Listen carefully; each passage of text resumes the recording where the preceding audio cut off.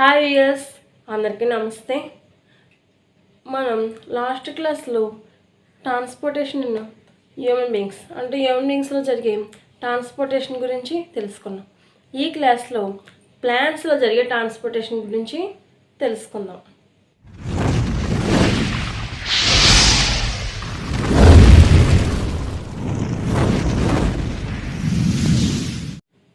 మనం already న్యూట్రిషన్లో discuss చేసాం.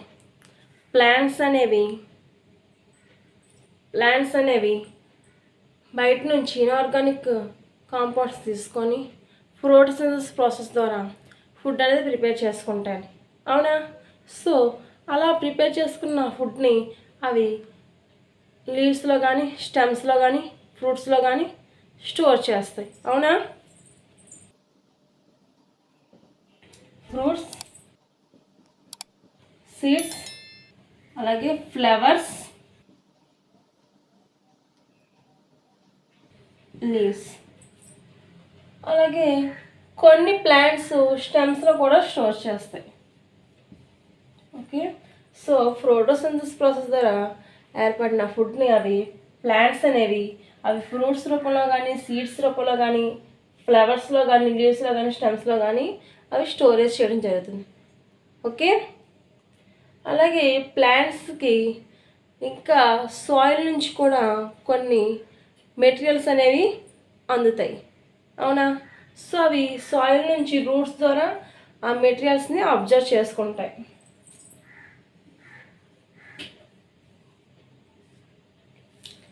Okay, అలాగే ప్లాంట్స్ తనకు కావాల్సిన రా మెటీరియల్స్ని కానీ, అలాగే సన్లైట్, ఇవన్నీ కూడా CO2, ఆక్సిజన్, ఇవన్నీ ఎలా తీసుకుంటాయో మనం లాస్ట్ క్లాస్లో అంటే న్యూట్రిషన్లో డిస్కస్ చేసాం.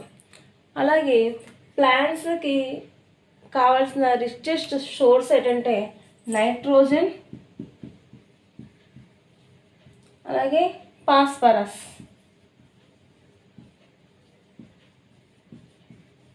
ఇవి రెండు కూడా ప్లాంట్స్కి ఎలా వెళ్తాయి అంటే సాయిల్ నుంచి వెళ్తాయి. ఓకే, మనకి ప్లాంట్స్లో రూట్స్ ఉంటాయి చూసారా, ఈ రూట్స్ ద్వారా నైట్రోజన్, ఫాస్ఫరస్ అనేవి ప్లాంట్స్ తీసుకోవడం జరుగుతుంది. సపోజ్ ఇది సాయిల్ అనుకోండి, ఈ సాయిల్లో రూట్స్ ఎలా ఉంటాయి కదా, సో రూట్స్లో స్మాల్ రూట్ ఎయిడ్స్ ఉంటాయి కదా, ఈ రూట్ ఎయిడ్స్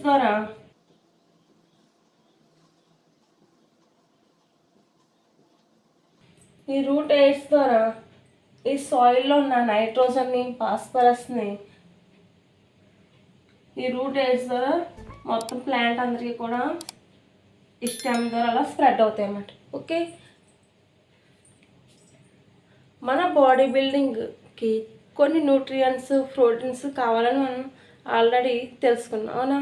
సో అలాగే ప్లాంట్స్కి కూడా అటు బాడీ బిల్డింగ్ చేయడానికి కొన్ని రా మెటీరియల్స్ అనేవి కావాలి. ఓకే, అలాగే మనం ప్లాంట్స్ చూసుకుంటే ప్లాంట్స్లో మనకి మెయిన్గా లీవ్స్లో క్లోరోఫిల్ అనేది ఉంటుంది. ఏముంటుంది?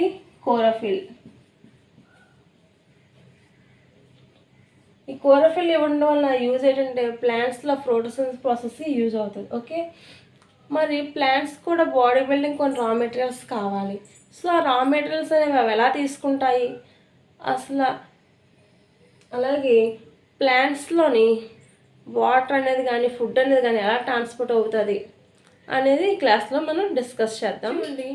ప్లాంట్స్కి కావాల్సిన రా మెటీరియల్స్ సాయిల్ ద్వారా ప్లాంట్స్ అనేవి తీసుకుంటాయి.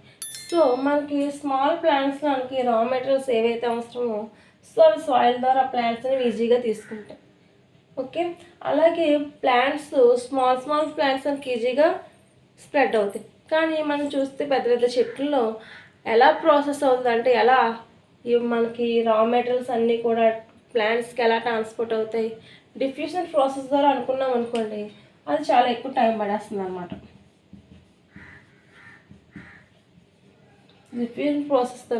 డిఫ్యూజన్ ప్రాసెస్ ద్వారా ప్లాంట్స్ ఈ రా మెటీరియల్స్ తీసుకోవడం కన్నా చాలా ఎక్కువ టైం పడుతుంది అన్నమాట. అలాగే ప్లాంట్స్లో కూడా ఫుడ్ కానీ, అలాగే రా మెటీరియల్స్ కానీ, వాటర్ కానీ ట్రాన్స్పోర్ట్ అవ్వడానికి ట్రాన్స్పోర్ట్ సిస్టమ్ అనేది డిజైన్ చేయబడి ఉంది. ఓకే, అదేంటో ఇప్పుడు చూద్దాం. ప్లాంట్స్ అనేవి చూస్తే అవి బిగ్ సైజులో ఉంటాయి. అంటే మనకి బిగ్ ప్లాంట్స్ ఉంటాయి కదా, అంటే పెద్ద పెద్ద చెట్లు ఓకే, ఇవి వన్ ప్లేస్ నుంచి వన్ ప్లేస్కి మూవ్ అవ్వవు, అవునా? అంటే ప్లాంట్స్, ట్రీస్, ఓకే, ఇవన్నీ కూడా వన్ ప్లేస్ నుంచి వన్ ప్లేస్కి మూవ్ అవ్వవు. ఓకే, అలాగే వీటి యొక్క బాడీలో డెడ్ సెల్స్ అనేవి ఎక్కువ ఉంటాయి.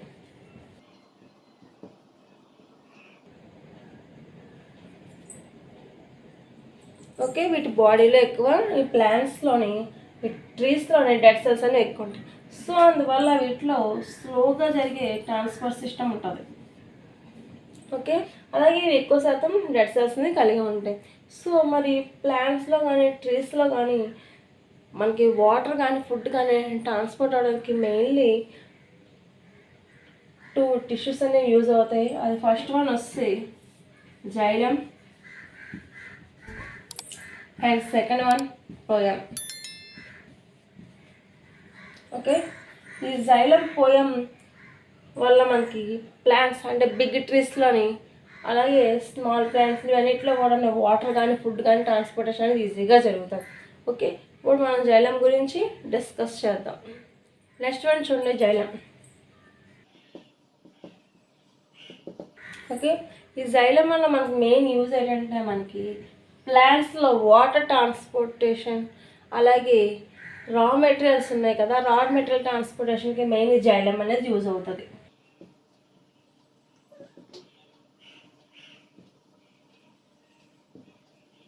ఓకే, వాటర్కి రా మెటీరియల్ ట్రాన్స్పోర్ట్ చేయడానికి జైలం అనేది యూజ్ అవుతుంది. సపోజ్ మనం ఒక ప్లాంట్ తీసుకున్నాం.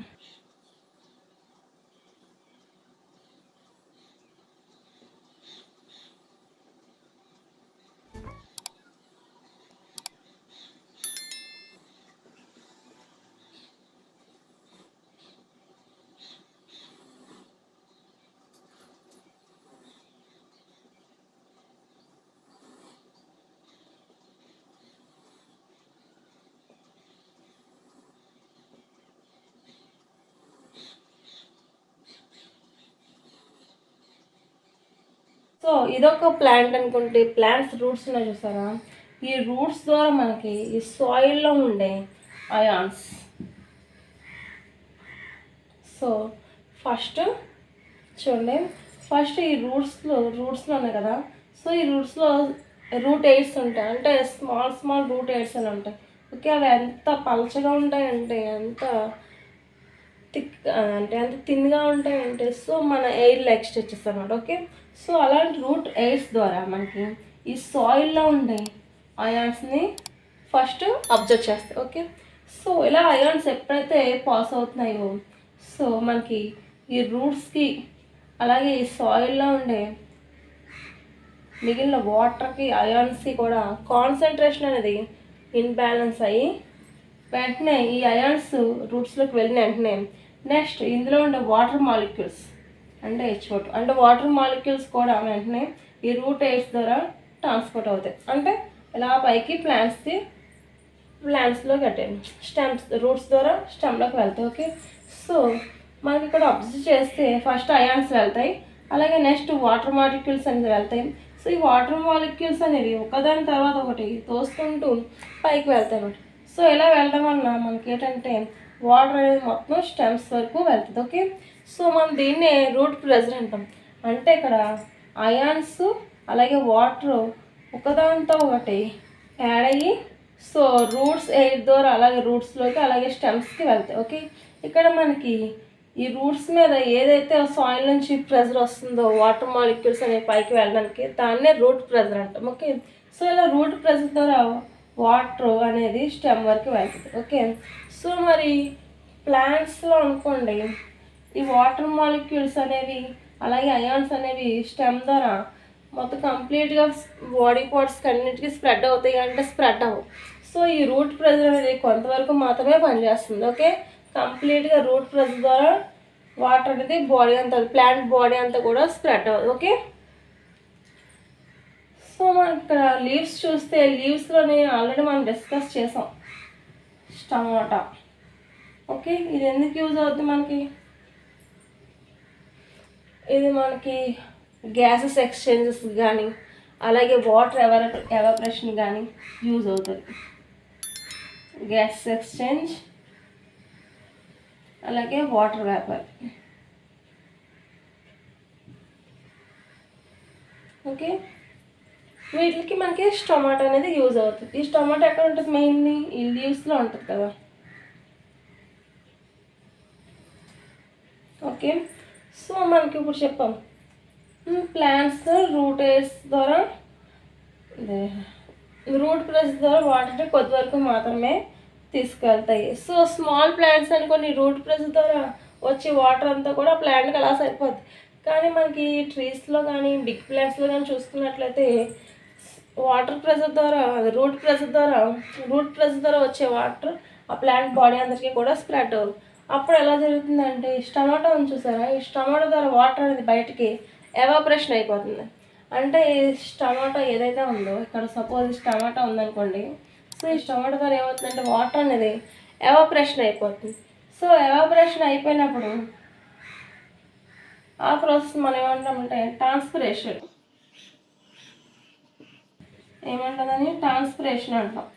సో లీవ్స్ ద్వారా వాటర్ అనేది ఎవాపరేషన్ అయిపోతే ఆ ప్రాసెస్ మనం ట్రాన్స్పిరేషన్ అంటాం. ఓకే, సో ఇక్కడ వాటర్ ఎవాపరేషన్ అనేది బయట జరుగుతుంది.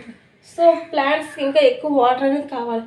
సో అందువల్ల వాటర్ ఎవాపరేషన్ ఎప్పుడైతే జరుగుతుందో ఈ వాటర్ అనేది ఇలా బాడీ పార్ట్స్ మొత్తం అంటే ఆ లీవ్స్ వరకు కూడా వాటర్ అనేది ట్రాన్స్పోర్ట్ అవుతుంది. ఎప్పుడైతే పైన వాటర్ అంతా కూడా ఎవాపరేషన్ అయిపోతుందో ఆటోమేటిక్గా అక్కడ వాటర్ లెవెల్స్ని కంట్రోల్ చేయడానికి ఈ సాయిల్ నుంచి వాటర్ అంతా కూడా పైకి లీవ్స్ వరకు వెళ్ళిపోద్ది అనమాట. ఓకే, ఈ ట్రాన్స్పిరేషన్ ద్వారా వాటర్ అనేది మొత్తం బాడీ పార్ట్స్ అంటే ప్లాంట్ యొక్క బాడీ పార్ట్స్ అందరికీ కూడా స్ప్రెడ్ అవుతుంది. ఓకే, ఈ ట్రాన్స్పోర్టేషన్ వల్ల యూజ్ ఏంటంటే ప్లాంట్ యొక్క టెంపరేచర్ అనేది స్థిరంగా ఉంటుంది. అలాగే మనం ఇందా చెప్పుకున్నాం కదా రూట్ ప్రెషర్, ఆ రూట్ ప్రెషర్ అనేది ఎక్కువ నైట్ టైం ఇంపార్టెంట్ అనమాట. Okay, night time root pressure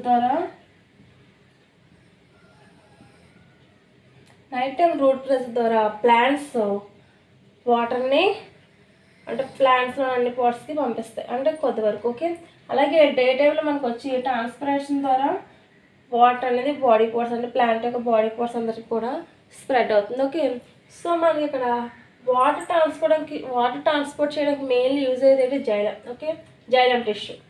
so మనం ఈ టిష్యూస్ గురించి 9th క్లాస్లో ఆల్రెడీ నేర్చుకుంటాం. సో జైలం టిష్యూ ద్వారా మనకి వాటర్ అనేది అలాగే రా మెటీరియల్స్ అనేది ప్లాంట్ యొక్క అన్ని పార్ట్స్కి కూడా ట్రాన్స్పోర్ట్ అవ్వడం జరుగుతుంది. ఓకే,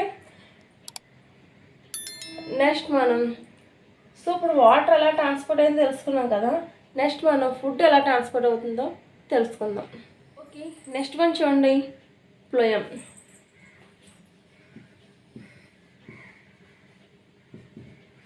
ఈ ఫ్లోయం అనేది మెయిన్లీ మనకి ఎందుకు యూజ్ అవుతుంది అంటే ఫుడ్ని ట్రాన్స్పోర్ట్ చేయడానికి. ఓకే, మెయిన్లీ ప్లాంట్ బాడీ అంతటికి కూడా ఫుడ్ని ట్రాన్స్పోర్ట్ చేయడానికి ఫ్లోయం అనేది యూజ్ అవుతుంది. సో మనకి మెయిన్లీ ఫోటోసింథసిస్ ప్రాసెస్ ద్వారా ఫుడ్ అనేది ప్రిపేర్ అవుతుందని తెలుసుకున్నామా. సో ఆ ఫుడ్ అనేది మెయిన్లీ మనకి ఇందా చెప్పుకున్నాం సీడ్స్, ఫ్లవర్స్ అలా సమ్ పాట్స్లో స్టోరేజ్ అయి ఉంటుంది. ఓకే, సో అలా ఒక దగ్గర స్టోరేజ్ అయిన ఈ ఫుడ్ ఏదైతే ఉందో అది మిగిలిన బాడీ పార్ట్స్ అందరికీ కూడా స్ప్రెడ్ అవ్వడానికి ఈ ఫ్లోయం అనేది యూజ్ అవుతుంది. ఓకే, సపోజ్ మనకి ఇది ప్లాంట్ యొక్క స్టెమ్ అనుకుంటే ఈ స్టెమ్లో మనకి చూడండి ఇది స్టెమ్ అనుకుంటే ఈ స్టెమ్లో మనకు ఉండేది మధ్యలో ఉండేది ఏంటంటే జైలం. సో ఇందులో మనకి ఏమవుద్ది వాటర్ ట్రాన్స్పోర్టేషన్ అని జరుగుతుంది. మరి ఫ్లోయం ఎక్కడ ఉంటుందంటే చూసారా ఇది ఫ్లోయం. సో ఈ ఫ్లోయం ద్వారా మనకి ఏమవుతుంది ఫుడ్ అనేది ట్రాన్స్పోర్ట్ అవుతుంది. ఓకే, అంటే అది పైనుంచి కిందకి అవ్వచ్చు లేదా కింద నుంచి పైకైనా ట్రాన్స్పోర్ట్ అవ్వచ్చు. ఓకే, సో మనకు ఒక స్టెమ్ చూసుకుంటే ఆ స్టెమ్లో మిడిల్ పార్ట్లో ఉండేది ఏంటి జైలం టిష్యూ, అలాగే ఈ చుట్టూ అరౌండింగ్లో ఉండేది ఏంటంటే ఫ్లోయం టిష్యూ.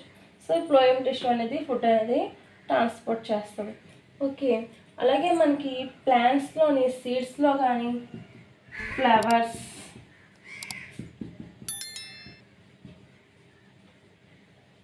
అలాగే స్టెమ్, లీవ్స్, వీటిలో స్టోరేజ్ అయిన ఫుడ్ అనేది ప్లాంట్స్ యొక్క బాడీలో ఇతర బాడీ పార్ట్స్కి స్ప్రెడ్ అవుతుంది. మనకి స్ప్రింగ్ సీజన్లో చూస్తే మనకి కొత్త కొత్త ఆకులు వస్తాయి, అలాగే ఫ్లవర్స్ వస్తాయి. అంటే బడ్స్ కానీ అలాగే లీవ్స్ కానీ కొత్తవి వస్తాయి కదా స్ప్రింగ్ సీజన్లో. సో అలాంటి టైంలో మనకి ప్లాంట్స్కి ఫుడ్ అనేది ఎక్కువ అవసరం అవుతుంది.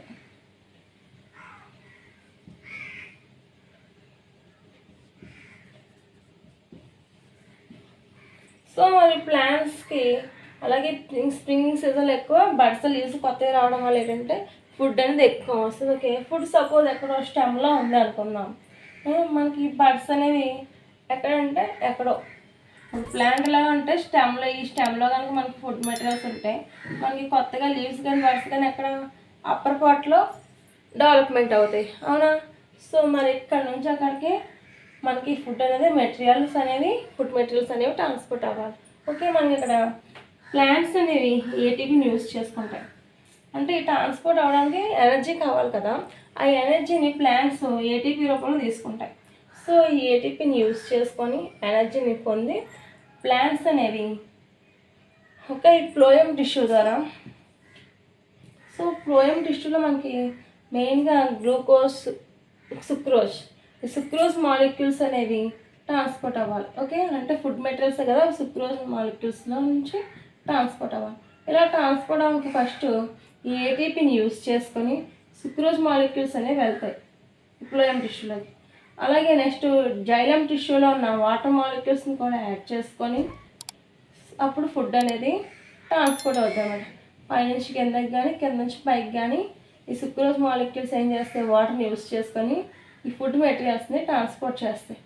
ఓకే, సో అలా ఫుడ్ ట్రాన్స్పోర్టేషన్ అనేది అప్వర్డ్స్కి డౌన్వర్డ్స్కి జరుగుతూ ఉంటుంది. ఈ ఏటీపీ అనేది యూజ్ చేసుకొని అలాగే వాటర్ మాలిక్యూల్స్ని కూడా యూజ్ చేసుకొని ఫుడ్ అనేది ట్రాన్స్పోర్ట్ అవుతూ ఉంటుంది. ఓకే, మరి ఇక్కడ ఫుడ్ మెటీరియల్స్ అని వన్ ప్లేస్ నుంచి వన్ ప్లేస్కి ట్రాన్స్పోర్ట్ అవుతున్నాయి కదా, ఈ ప్రాసెస్ని ఏమంటే ట్రాన్స్లోకేషన్ అంటారు.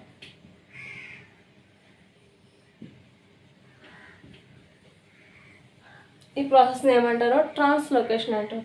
అంటే ఫుడ్ మాలిక్యూల్స్ మనకి కింద చెప్పుకున్నట్లు స్టెమ్లో కానీ లీవ్స్లో కానీ ఎల్బర్స్ ఎక్కడ ఉన్నా సరే అవి ఎక్కడైతే మనకి యూజ్ అవుతాయో, అంటే కొత్తగా ఏమన్నా బాడీ పార్ట్స్ ఏర్పడినప్పుడు వాటికి ఫుడ్ అనేది అవసరం కాబట్టి సో ఎనర్జీని యూజ్ చేసుకొని ఈ ఫుడ్ మెటీరియల్స్ ఏవైతే ట్రాన్స్పోర్ట్ అవుతున్నాయి కదా, సో ఇలా ట్రాన్స్పోర్ట్ అవ్వడం మనం ఏమంటున్నాం అంటే ట్రాన్స్లోకేషన్ అంటున్నాం.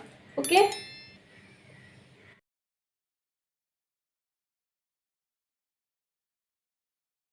ఓకే, మనకి ఇక్కడ ఒక ఎక్స్పెరిమెంట్ ఇచ్చారు. ఆ ఎక్స్పెరిమెంట్ కోసం మనం ఏం చేస్తామంటే ఇప్పుడు చూడండి మనకు ఒక ఎక్స్పెరిమెంట్ ఇచ్చారు. సో ఎక్స్పెరిమెంట్కి మనకి ఏం కావాలంటే టూ ప్లాంట్స్ కావాలి.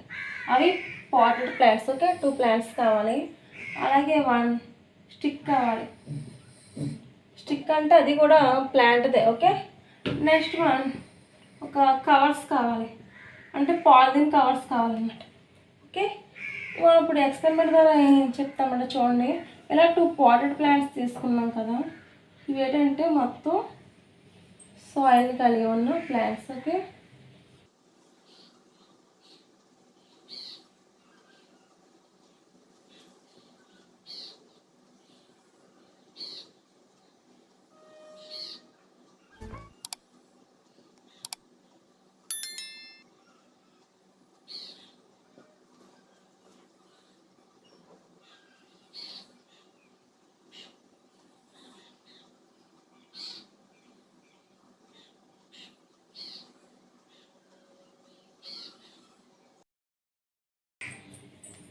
సో ఇలాగా కుండీలతో పాటు 2 ప్లాంట్స్ని తీసుకున్నాం.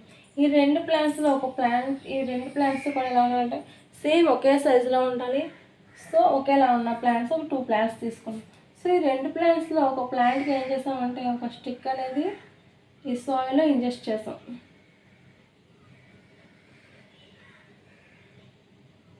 ఓకే, సో ఈ రెండింటిని కూడా మనం ఏం చేస్తామంటే పాలిథిన్ కవర్ యూజ్ చేసి మొత్తం కంప్లీట్గా పాలిథిన్ కవర్ యూస్ చేసి కంప్లీట్గా ఈ మొక్కలన్నింటినీ కూడా కవర్ చేస్తాం. సో కవర్ చేసిన తర్వాత కొద్దిసేపు వీటిని సన్లో ఉంచుతాం. ఏం చేస్తాం, కొద్దిసేపు సన్లో పెడతాం. సన్లో పెట్టిన తర్వాత ఒక 2 hours తర్వాత అబ్జర్వ్ చేస్తే మనకి ప్లాంట్స్ మనకి చూస్తే కవర్స్తో ఇలా కవర్ చేస్తాం కదా. సో ఇలా కవర్తో కవర్ చేసడం వల్ల ఏంటంటే మనకి కవర్స్ పైన అబ్జర్వ్ చేసి చిన్న చిన్న వాటర్ బబుల్స్ అనేవి మనకు కనిపిస్తాయి. ఓకే, ఈ వాటర్ బబుల్స్ ఎందుకు కనిపిస్తాయి మనకి? సో మనం ఇందా చెప్పుకున్నట్టు వాటర్ అనేది ఇక్కడ ఉన్న టొమాటో ద్వారా ఎవాపరేషన్ అవుతుందని తెలుసుకున్నామా. సో అలా వాటర్ ఎవాపరేషన్ అయినప్పుడు సో అదే మామూలుగా ఇంకా ఎయిర్లో కలిసిపోతాయి. కానీ మనకి కవర్స్ కట్టడం వల్ల ఏంటంటే ఈ కవర్స్ అంతా కూడా వాటర్ బబుల్స్ అనేవి వస్తాయి అన్నమాట. ఓకే, సో మనకి ఇక్కడ ఇది చూస్తే ఈ స్టిక్లో ఆల్రెడీ డెడ్ సెల్స్ ఉన్నాయి. సో అందువల్ల దానివల్ల మనకి డెడ్ సెల్స్ ఉన్నాయి కదా. ఇలాగా ఓకే, ఇలా కవర్ చేస్తాం కదా. సో ఈ స్టిక్లో మనకి ఆల్రెడీ డెడ్ సెల్స్ అనేవి ఉన్నాయి. సో డెడ్ సెల్స్ అనేవి ఉండడం వల్ల అందులో ఎలాంటి ట్రాన్స్పిరేషన్ అనేది జరగలేదు. సో ప్లాంట్స్ మెయిన్గా వాటర్ కావాలి. అలాగే ఈ వాటర్ అనేది ఓన్లీ జైలం టిష్యూ ద్వారా మాత్రమే ట్రాన్స్పోర్ట్ అవుతుంది. ఓకే, సో మనకి ప్లాంట్స్లో కూడా ఎవాపరేషన్ అవుతుంది లీవ్స్ ద్వారా అని చెప్పడానికి ఈ ఎక్స్పెరిమెంట్ అన్నమాట. ఓకే, సో మనకి స్టామా ద్వారా ఎవాపరేషన్ అయ్యింది కదా. సో మనం ఈ బబుల్స్ ద్వారా మనకి ఏం తెలుసుకున్నాం, సో వాటర్ అనేది ఎవాపరేషన్ అవుతుంది. ఓకే, దీంతో ట్రాన్స్పోర్టేషన్ అనేది కంప్లీట్ అయిపోయింది. నెక్స్ట్ క్లాస్లో మనం ఎక్స్క్రిషన్ గురించి డిస్కస్ చేద్దాం. ఓకే.